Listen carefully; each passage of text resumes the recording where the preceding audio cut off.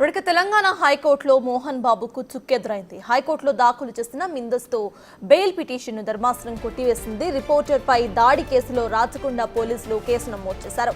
Health condition బాగోలేదని ముందస్తు bail ఇవ్వాలని మోహన్ బాబు తరపు న్యాయవాది కోరారు. అయితే బెయిల్ ఇవ్వొద్దని అదనపు పబ్లిక్ ప్రాసిక్యూటర్ వాదించారు. ఇరు వర్గాల వాదనలు విన్న న్యాయమూర్తి బెయిల్ పిటిషన్ను కొట్టివేసింది.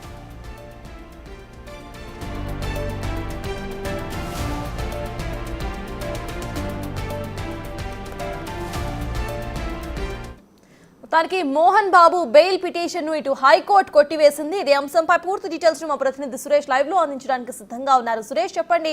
ప్రజెంట్ మనం చూస్తున్నాం బెయిల్ ను ఇటు కొట్టివేసింది కాబట్టి నెక్స్ట్ ఇటు హైకోర్టు నుండి వేరే కోర్టును ఆశ్రయించే అవకాశం ఉందనుకోవచ్చు. అసలు అప్డేట్స్ ఏంటి? మోహన్ బాబు తనపై నమోదైనటువంటి హత్యాయత్నం కేసులో ముందస్తు బెయిల్ ఇవ్వాలని చెప్పేసి కూడా హైకోర్టులో పిటిషన్ దాఖలు చేయడం జరిగింది.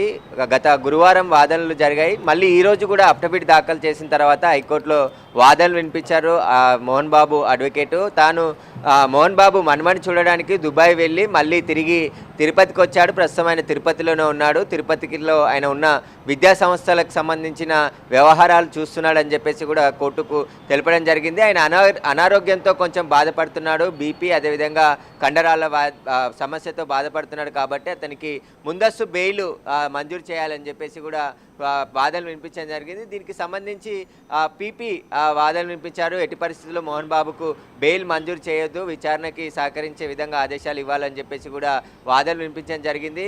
Mohan Babu already high influence person కాబట్టి ఆయనకి ముందస్తు బెయిల్ మంజూరు చేసే కేసు తప్పుదోవ పట్టించే అవకాశం ఉందని చెప్పేసి కూడా వాదనలు వినిపించడంతో కోర్టు కొద్దిసేపటి క్రితమే ఆయన పిటిషన్ని కొట్టివేస్తూ ఆర్డర్స్ ఇవ్వడం జరిగింది. మోహన్ బాబుకి హైకోర్టులో ఇప్పుడు చుక్కెదిరి అయింది ఖచ్చితంగా. ఎందుకంటే సింగిల్ బెంచ్లో ఆయన బెయిల్ పిటిషన్ దాఖలు చేశారు కాబట్టి దానిపై వాదనలు విన్న న్యాయమూర్తి ఆయన ముందస్తు బెయిల్ పిటిషన్ అయితే కొట్టివేయడం జరిగింది. ఇంకొక రిలీఫ్ మోహన్ బాబుకు ఉండేది. ఎందుకంటే తనపై ఏదైతే పాడి షరీఫ్కి సంబంధించి కేసుతో పాటు తన కుటుంబానికి సంబంధించిన కేసులు 3 కేసులపైన రేపు 24 వరకు హైకోర్టు ఎలాంటి అరెస్ట్ కానీ విచారణ కానీ చేయొద్దని చెప్పేసి గతంలో ఆదేశాలు ఇచ్చింది. రేపటితో అవి కూడా ముగిసిపోతున్నాయి. కాబట్టి కొద్దిసేపటి క్రితమే రాచకొండ కమిషనర్ సుధీర్ బాబు కూడా మాట్లాడుతూ హైకోర్టు డైరెక్షన్తో వచ్చే ఆర్డర్స్తో మేము నడుచుకుంటాము, ఫర్దర్గా ఇన్వెస్టిగేషన్ కొనసాగిస్తాము. మరోసారి రేపు 24 తర్వాత మరొకసారి మోహన్ బాబుకు నోటీసులు ఇచ్చి విచారణకు రావాల్సిందిగా చెప్తాము. ఒకవేళ ఆయన రాకుంటే చట్టపరమైన చర్యలు కూడా తీసుకుంటామని చెప్పేసి ఆయన స్పష్టంగా చెప్పారు. మరోసారి రాచకొండ పోలీసులు మోహన్ బాబుకు నోటీసులు ఇస్తే ఆయన విచారణకు ఒకవేళ రాకుంటే ఖచ్చితంగా ఆయనను అరెస్ట్ చేసి విచారించే అవకాశమే స్పష్టంగా కనబడుతుంది. ఎందుకంటే ఆయన తప్పించుకునే ప్రయత్నం కూడా ఉంది కాబట్టి హై ఇన్ఫ్లుయెన్స్కి సంబంధించిన వ్యక్తి కాబట్టి ఆయనకు సంబంధించి విచారణ చట్ట ప్రకారమే కొనసాగుతుంది. ఇక్కడ చట్టం ఎవరికైనా ఒకే విధంగా ఉంటుందని చెప్పేసి కూడా పోలీసులు స్పష్టంగా చెప్తున్నారు. హీరోలైనా సామాన్యులైనా ప్రతి ఒక్కరికి చట్టం ఒకే విధంగా ఉంటుంది అని చెప్పేసి కూడా వాళ్ళు చెప్పడం జరిగింది. చట్ట పరిధిలోనే అందరూ నడుచుకోవాలి, చట్టానికి లోబడే విచారణ ఉంటుంది కాబట్టి దీనికి సంబంధించి ఇప్పుడు మోహన్ బాబు ఫర్దర్గా ఎలాంటి స్టెప్ తీసుకోబోతాడు. ఎందుకంటే ఆయన సుప్రీంకోర్టుకు కూడా వెళ్ళే అవకాశం ఉంది. లేదంటే డివిజన్ బెంచ్లో మరోసారి బెయిల్ పిటిషన్ దాఖలు చేస్తారా, లేదంటే సుప్రీంకోర్టులోనే నేరుగా బెయిల్ పిటిషన్ దాఖలు చేస్తారా అనేది కూడా ఆయన మీడియా ముందుకు వచ్చి మాట్లాడితే కానీ ఆయన అడ్వకేట్లు మరికొద్దిసేపట్లో వచ్చి చెప్తే కానీ విషయాలు తెలిసే అవకాశం ఉంది. ప్రస్తుతం అయితే ఆయనపై నమోదైన హత్యాయత్నం కేసులో ఖచ్చితంగా ముందస్తు బెయిల్ ఇవ్వమని చెప్పేసి హైకోర్టు ఆ పిటిషన్ని కొట్టివేయడం జరిగింది. ఇక దీని తర్వాత పోలీసులు కూడా యాక్షన్ స్టార్ట్ చేసే అవకాశం కనబడుతుంది. ఎందుకంటే హైకోర్టు ఆర్డర్ కోసమే ఎన్ని రోజులు వెయిట్ చేశారు. రేపటితో హైకోర్టు మరో ఆర్డర్ కూడా ముగిసిపోతుంది కాబట్టి ఎల్లుండి 25వ తేదీన మోహన్ బాబుకి మరోసారి నోటీసులు ఇచ్చి విచారణకు పిలిచి, ఎందుకంటే అదనపు మెజిస్ట్రేట్ హోదాలో గతంలో రాచకొండ కమిషనర్ మోహన్ బాబుకు నోటీసులు జారీ చేశారు. అదే నోటీసులని ఆయన హైకోర్టులో సవాల్ చేశారు.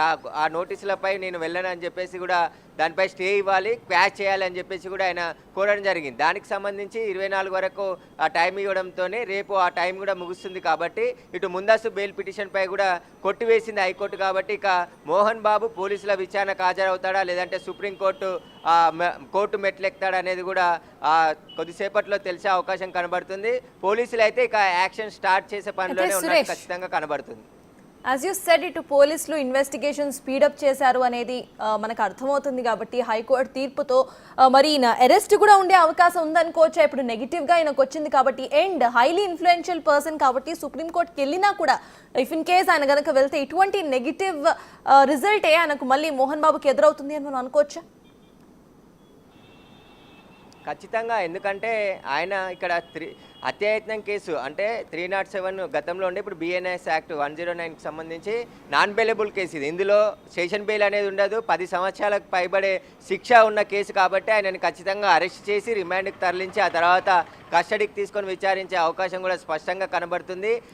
నార్మల్గా ఎవరైతే ఈ 307 కానీ ఇట్లా ఇప్పుడు 109కి సంబంధించి హత్యాయత్నం కేసులో అరెస్ట్ చేసి ఖచ్చితంగా రిమాండ్కి తరలిస్తారు. నాన్ బెయిలబుల్ సెక్షన్ కాబట్టి ఆ అరెస్ట్ చేస్తారనే ముందస్తుగానే మోహన్ బాబు హైకోర్టులో మెట్లెక్కడం జరిగింది. తనకి యాంటిసిపేటరీ బెయిల్ మంజూరు చేయాలని చెప్పేసి కూడా కోర్టు ముందు మోహన్ బాబుకు సంబంధించిన న్యాయవాది వాదనలు వినిపించడం జరిగింది. ఆయన ఏజు అదేవిధంగా ఆయనకు సంబంధించిన ఆరోగ్య సమస్యలని దృష్టిలో ఉంచుకొని ముందస్తు బెయిల్ ఇవ్వాలని చెప్పేసి కూడా కోరారు. కానీ ఇప్పుడు మోహన్ బాబు కోరిన పిటిషన్లో నిరాకరించింది హైకోర్టు, స్పష్టంగా కొట్టివేయడం జరిగింది. ఇప్పుడు ఆయన సుప్రీంకోర్టు వెళ్తారా లేకుంటే ఆలోపే పోలీసుల యాక్షన్ కూడా స్టార్ట్ అవుతుందా అనేది కూడా మరొక రోజులో తెలిసిపోయే అవకాశం కనబడుతుంది. Right, thank you Suresh.